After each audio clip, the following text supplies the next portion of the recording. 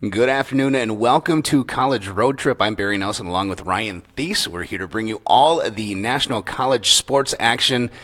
Whatever we need to cover, we will cover. Of course, it's March 1st, so Ryan, what do we got to cover? It's March Madness already. It's a big day. This is where it all begins. March 1st, March Madness, into it. Greatest month of the year as far as college sports go.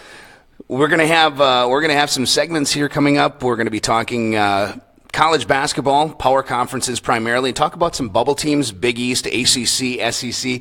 Then we're going to be talking to Jackson Schneider from KJHK, talking Big East basketball, particularly number one Kansas, Big Ten, and Pac-12. Then we're going to change gears a little bit, talk women's college basketball. Then later on, we're going to go off topic. We're going to take the off-ramp and talk about some strange stories that have happened in college sports lately, and then we get to our road rage segment, which I'm really looking forward to, because then we get to editorialize a few things, and we get to get a few things off our chest and really get to honk the horn, so to speak, if you want to take it there. And then we're going to slow down, and then we're going to bring you something that you might like that's a little bit more human interest, a feel-good story to end our show, and we're going to try and do that for you all within this next hour. But first of all, let's get to the NCAA college basketball tournament. It's coming up. They have 68 teams. 32 teams get their conference bids, 36 at large. Big East, let's talk about it. Big East, you have number 2 Villanova, number 13 Butler. You got Creighton, Seton Hall, Providence, Xavier, Marquette. Probably 3 of those teams are on the bubble. You have Seton Hall, Providence, Xavier, Marquette. Actually, we'll say 4 of them. Who do you see getting in? We already know Villanova and Butler are going to be in, and Creighton most likely too. But who do you think is in? Who do you think is out from the Big East? Oh, for sure. Villanova is definitely in. They command this conference by far. Butler is in as well. Creighton, they're in. Marcus Foster has been great this season. He's got a great second chance coming off of his kind of fallout from Kansas State, but everyone gets second opportunities, and he has really ran with it over there. Seton Hall, it's kind of been a little bit of a surprise. I don't think they'll make much noise into the tournament. Providence is in. Xavier, they started out the year as one of the national title contenders, but they've had a couple injuries, just bad luck, and haven't really gotten their feel for it this season. And then Marquette is the definition of a bubble team. They're the team to really decide if there's going to be 7 teams out of the Big East making this tournament. And they have a legitimate gripe because they did beat Villanova when they were number 1. They did beat they didn't beat Providence. They beat Creighton. They play Xavier tonight, which will probably be the tiebreaker to see who gets in and who doesn't. So around here in our area, it's everybody's talking, oh, Marquette's got to get in. Marquette's got to get in. But unfortunately, I don't know if that's going to happen if they lose tonight. No, it's a must-win. There is great optimism around the Marquette community, whether they're going to make it in or not. Most people I've talked to thought that they are going to make it in. Joe Lunardi right now has them as one of the last 4 in, just ahead of Vanderbilt. So that is the 67th team to make the tournament as of right now. They'd be a play-in game, and they'd probably have to face Kansas. Yep. Maybe. It would be up there, but they can't lose, and they got to win 2 games in the Big East tournament to make it in. And tonight I would say at least 2. Yeah, is a winnable game against beat-up Xavier. It is on the road at the Cintas Center over in Norwood, but I think Marquette can pull it out. I think they will make the tournament. They'll just squeak in, just barely. So do you see 6 or 7 teams? 7. 7 teams from the Big East, 1 conference winner, and then 6 at-large teams. Do you think Villanova is going to take that one outright?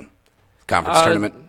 Yeah, I believe so. There's been a lot of parity outside from 2 down below. All those teams pretty much even, as long as you see they've been kind of beating each other up. Outside of Villanova has a couple losses, but I think they will win the Big East tournament over in Madison Square Garden. Number 2 in the nation. They're going to look to keep it that way. We're going to switch gears to the ACC. The ACC is interesting because a lot of teams feel that this is the power conference of the country. Some people on the West Coast will argue with that, but you see they have 7 teams that are actually ranked in the top 25: North Carolina, Louisville, Notre Dame, Duke, Florida State, Miami, and Virginia. Not to mention Virginia Tech is up there at 21-8. You have a lot of teams that are going to make the tournament out of the ACC. Does anybody past Virginia make it? Does a Syracuse or a Georgia Tech actually make it? Oh, for sure. You think so? Syracuse makes it. I believe I have very strong agreement in that Syracuse is the big win against Duke. Is that just based on reputation, though? I mean, because they are 17-13 and they're only 9-8 in the ACC. I know they came off a big win against Duke last week and a big 3-pointer at the buzzer. But I mean, is that just based on Boeheim's reputation, or is that based on legitimacy? No, I think it's legitimacy because they're in a big, powerful conference right now. Joe Lunardi has 9 ACC teams in there. A lot of them are ranked, so it's a very tough conference. And going 9-8, the Syracuse name does have a little bit to do with that, especially what they did last year in the tournament. But I think the big win against Duke last week has a lot to do with it. It's kind of fresh off of that. If they really just flutter out in the ACC tournament, then they won't make it. But I think they have a stronger case to make it than, say, Georgia Tech. Georgia Tech started the year thinking that they could really contend for Sweet 16 or an Elite 8. Kind of fallen off since then. They're 8-9. They're a definition of a bubble team as well, just right on it. Depends what they do in the conference tournament. It's such a cluster, too. You have Louisville, Notre Dame, Duke, Florida State, all with 11 conference wins. Of course, Duke knocking off Florida State yesterday, and they're moving up in the rankings. You have 3 teams with 23 wins and 8 teams with 20-plus wins, so it's going to be interesting to see if they actually do get 9.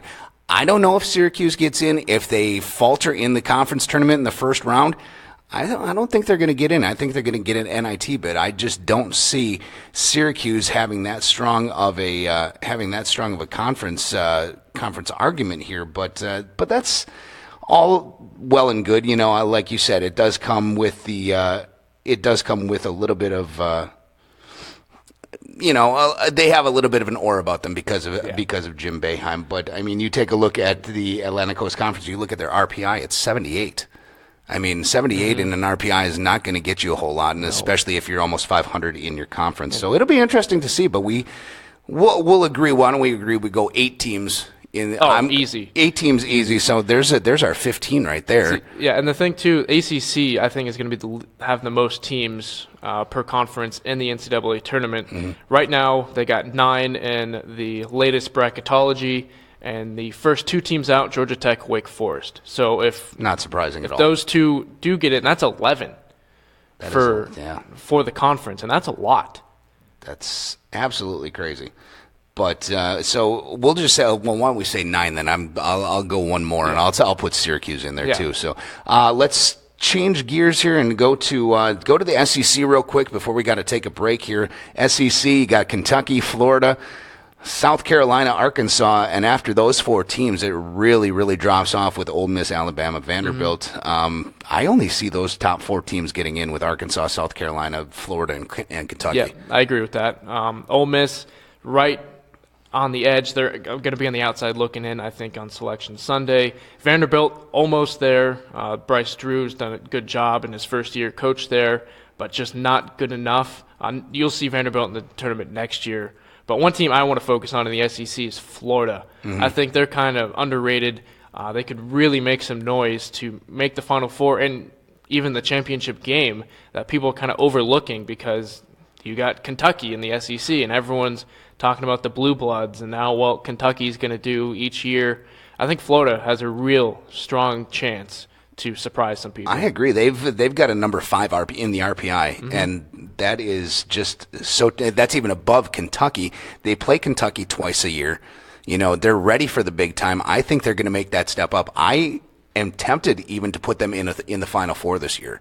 They may not get there, but I believe they'll get to the Elite 8. I don't know if they're going to get to the Final Four, but I think they're right on that cusp, and they have a chance to shock some people, just like you said. Yeah.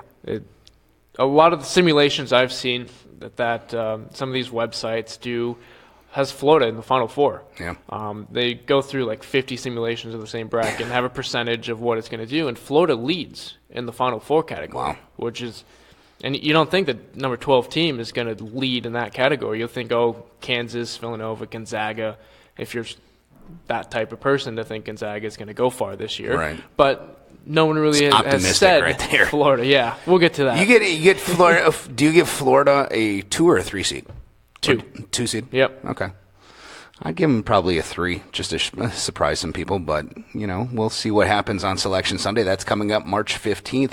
We're going to have to take a break real quick. We'll come back. We'll be talking to Jackson Schneider from KJHK. Coming out of the break, talking Big 12 basketball, Kansas State, Iowa State. I know it's your favorite conference, and we'll talk to him after this. You're listening to College Road Trip on Brew Sports.